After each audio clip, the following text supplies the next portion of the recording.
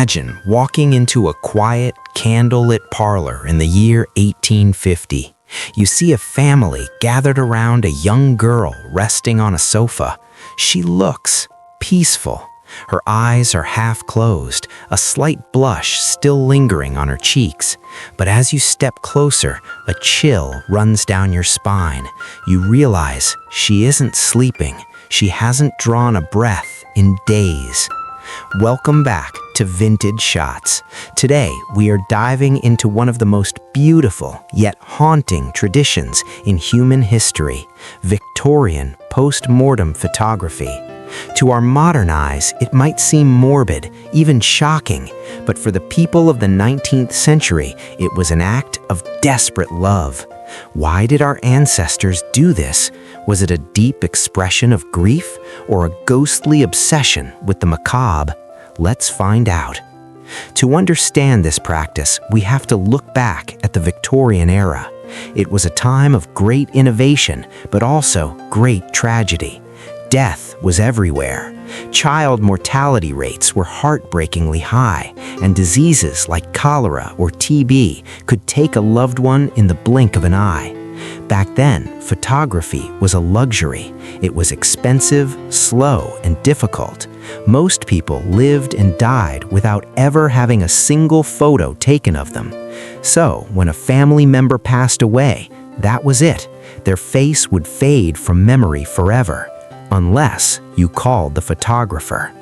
The process was meticulous. Photographers used different techniques to make the deceased look alive one last time. In the early days, they were often photographed in bed, surrounded by flowers. This was known as the last breath portrait. But as the art evolved, things got more complex. They used metal frames and hidden stands to prop the bodies up. They wanted them to look like they were just resting or even standing among their living siblings. Sometimes the photographer would even paint pupils onto their closed eyelids or add a tint of pink to their cold cheeks to mimic the glow of life. It sounds unsettling to us now, but for a grieving mother in 1870, this was the only way to hold on to her child's image. Even in the 19th century, this practice sparked heated debates. Some saw it as a sacred duty to honor the dead. Others, though, they found it deeply disturbing. But think about the emotion involved. These photos weren't meant to be creepy. They were Memento Mori, a Latin phrase meaning remember you must die. It was a way to process grief, to say a final visual goodbye, and to ensure that a person's existence wasn't just erased by time. As we moved into the late 1990s, things changed. The snapshot was born. Cameras became smaller, cheaper, and faster. People started taking photos of their loved ones while they were alive, laughing, playing, and breathing. Culture shifted too. Death became more private, moved behind hospital walls. The haunting beauty of post-mortem photography began to fade into the shadows of history, leaving us with these ghostly images that still fascinate us over a century later. Looking at these photos today, do you feel a sense of sadness, or is it just too disturbing for you?